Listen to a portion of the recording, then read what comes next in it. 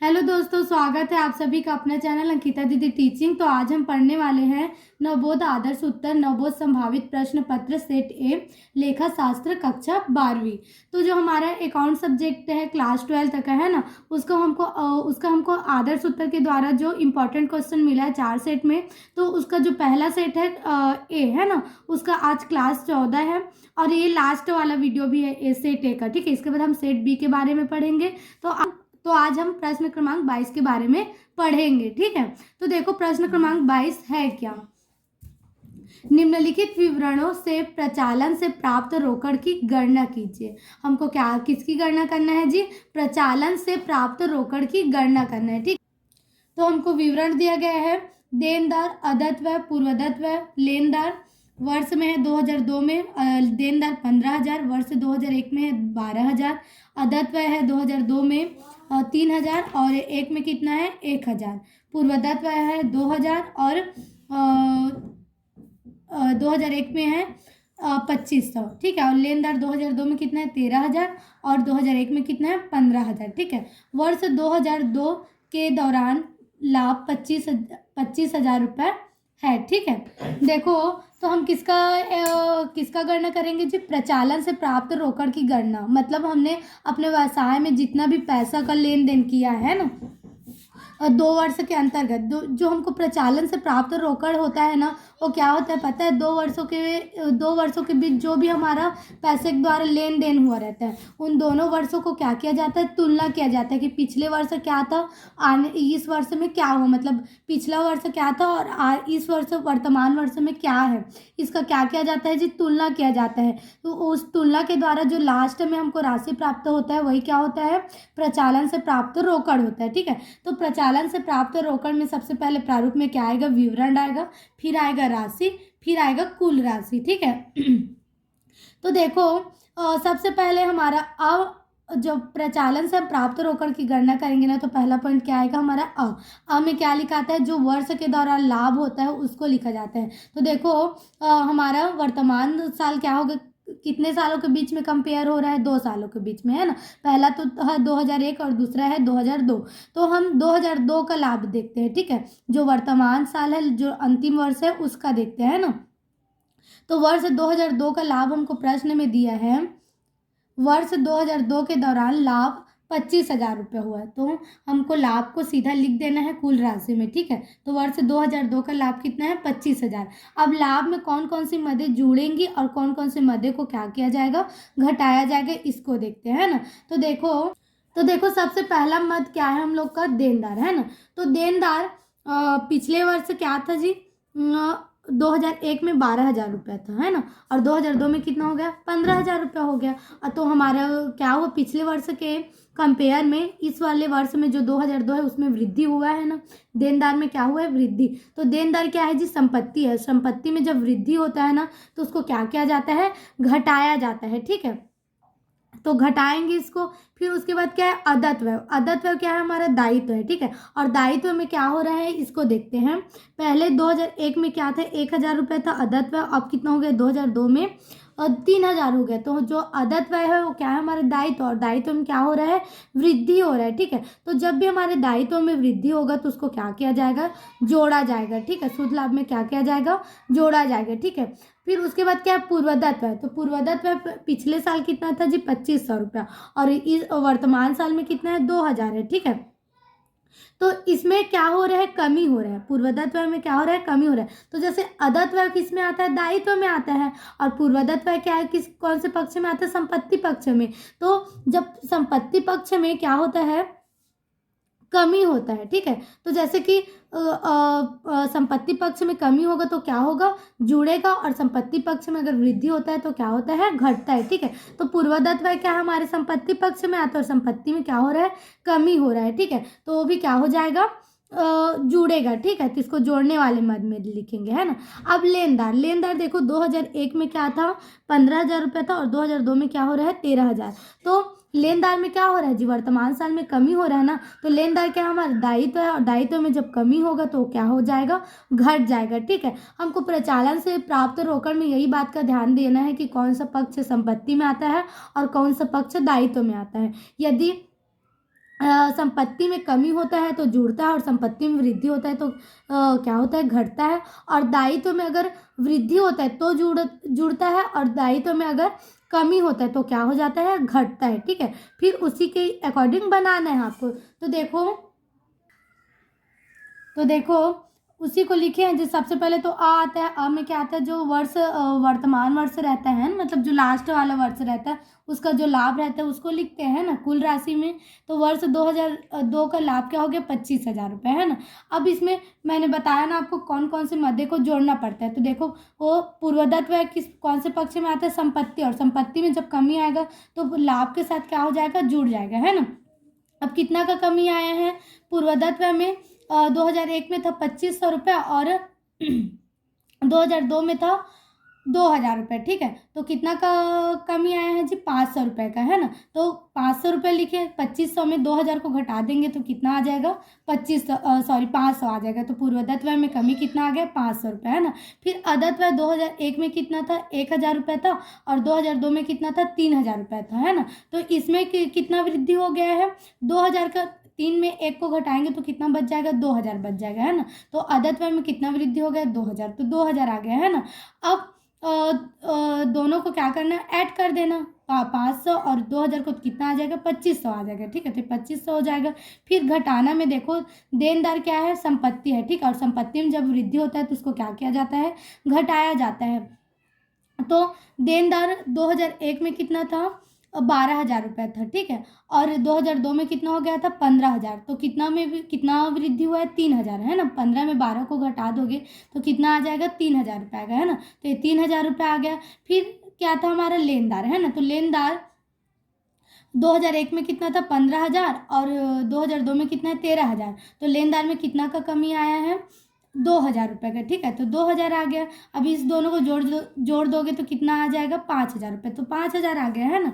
अब क्या करना, जो 25,000 है और 2500 इसको जोड़ना है। फिर उस जोड़ने के बाद जो आंसर आएगा उसमें ये वाला जो 5,000 है उसको क्या कर देना है, घटा देना है।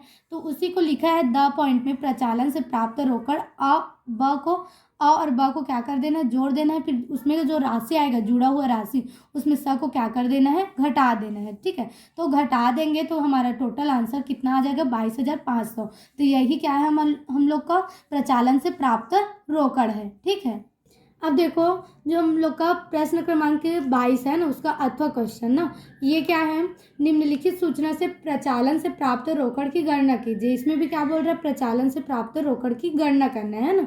तो देखो इसका हमको सूचना क्या मिला है, विवरण में है स्टॉक। ठीक है, इसमें भी कितने सालों के बीच तुलना किया जा रहा है, 2 सालों के बीच में, है ना। 2019 और 2020 के बीच में। तो स्टॉक कितना था, 2019 में 60,000 रुपये था, और 2020 में कितना था, 50,000 रुपये। ठीक है, देनदार कितना है, 2019 में 25 और 20 में कितना है, 23,000 रुपये, है ना। लेनदार कितना है, 19 में 32,000 रुपये, और 20 में कितना है, 28,000 रुपये, है ना।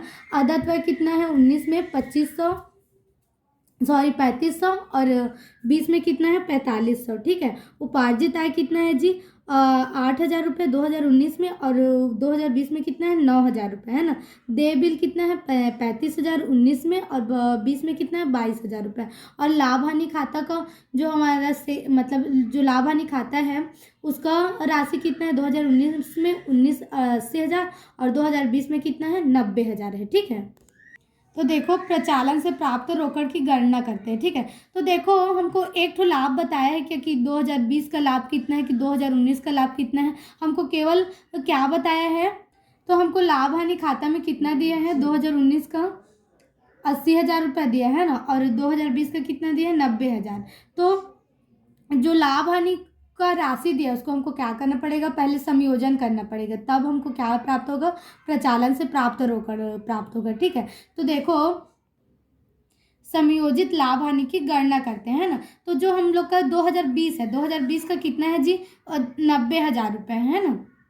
लाभ हानि खाता का कितना राशि है, 90,000, और 2019 का कितना है, 80,000। तो जो अंतिम शेष है ना उसको लाभ हानि संयोजित लाभ हानि खाता कौन से पक्ष में लिखा जाता है, विकलन पक्ष में लिखा जाता है। और जो प्रारंभिक वर्ष होता है उसको कहाँ कौन से पक्ष में लिखा जाता है, समाकलन पक्ष में लिखा जाता है। ठीक है, तो प्रारंभिक से इसमें कितना आ जाएगा 80,000 और अंतिम से इसमें कितना आ जाएगा 90,000 रुपये। ठीक है, अब देखो विकलन साइड कितना है 90,000 और समाकलन साइड कितना है 80,000 रुपये, है ना। तो जो समाकलन है उस पक्ष में क्या है, कमी है ना। तो क्या करेंगे, इस साइड हमको शेष लाना पड़ेगा जी। तो 90 में 80 को घटा देंगे तो कितना बचेगा 10,000 रुपये बचेगा। ठीक है, वही हमारा क्या हो जाएगा, प्रचालन से प्राप्त कोष हो जाएगा। कितना है जी 10,000 रुपये, है ना। तो अब दोनों को ऐड कर देंगे तो कितना आ जाएगा 90,000 और इसको भी ऐड कर देंगे तो कितना, सॉरी ये तो 90,000 का 90,000 रहेगा। ठीक है, तो हमको प्रचालन से प्राप्त कोष किसको मतलब कौन है हमारा प्रचालन से प्राप्त कोष, जो 10,000 है। ठीक है, अब आगे की गणना इसी के अकॉर्डिंग करेंगे, है ना। अब देखो दूसरा क्या करेंगे, प्रचालन से प्राप्त कोष की गणना।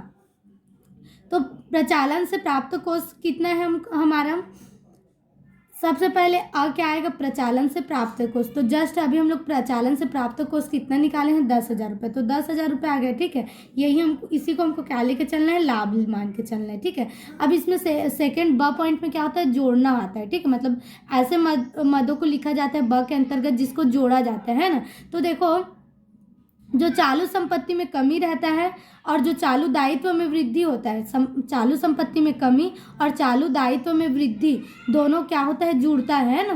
तो देखो जो हमारा स्टॉक है ना, सबसे पहला चालू संपत्ति क्या है, स्टॉक। तो स्टॉक क्या था 2019 में 60,000 रुपये था और 2020 में कितना हो गया 50,000 रुपये। तो कमी आ गया ना, 2019 में ज़्यादा था और 2020 में क्या हो गया, कम हो गया। तो कितना का कमी आ गया जी 2019 में।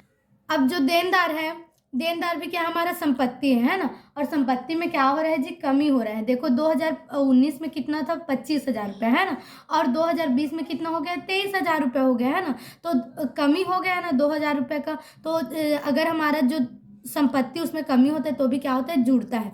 तो कितना आ गया 25 में 23 को घटा देंगे तो कितना आ जाएगा 2,000 रुपये आ जाएगा। ठीक है, तो ये 2,000 हो गया।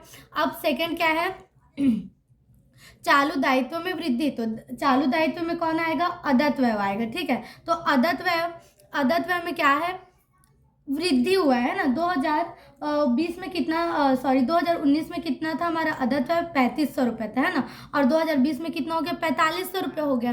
तो इसमें भी क्या हो गया, वृद्धि हो गया है ना। तो ये दायित्व में जब वृद्धि होता है तो वो भी क्या होता है, जुड़ता है। तो इसलिए इसको भी क्या करेंगे, जोड़ेंगे। ठीक है, तो देखो कितना का वृद्धि हुआ है 1,000 रुपये का। 4,500 में 3,500 को घटा देंगे तो कितना आ जाएगा 1,000 रुपये आ जाएगा। तो 1,000। ठीक है, अब ये सभी को ऐड कर देना। देखो 10,000, 10 और 2 कितना हो गया 12,000, 12 और 1 कितना हो गया 13,000 रुपये। तो 13,000 रुपये आ गया। ठीक है, अब तीसरा पॉइंट क्या आता है, घटाया, है ना। तो घटाया में क्या होगा, जो चालू संपत्ति में वृद्धि होगा वो घटेगा और अगर हमारा जो चालू दायित्व है उसमें कमी होगा वो घटेगा, है ना, मतलब जस्ट उल्टा होता है। तो जो अर्जित आय है, ठीक है, उपार्जित आय है ना।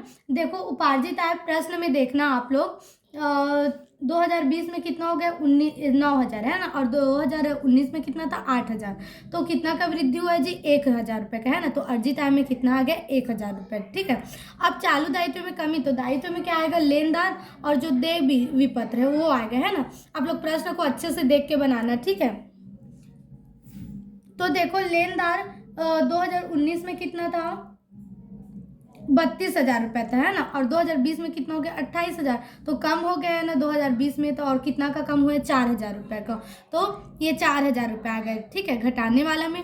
और जो देय विपत्र है, देय विपत्र 2019 में कितना था 35,000 और 2020 में कितना हो गया 22,000। तो इसमें भी कमी आ रहा है। कितना का कमी आ रहा है 13,000। मतलब 35 में जब 22 को घटाओगे ना तो कितना आ जाएगा जी 13,000 रुपये आ जाएगा। ठीक है, आप लोग प्रश्न को अच्छे से देख के बनाना, है ना।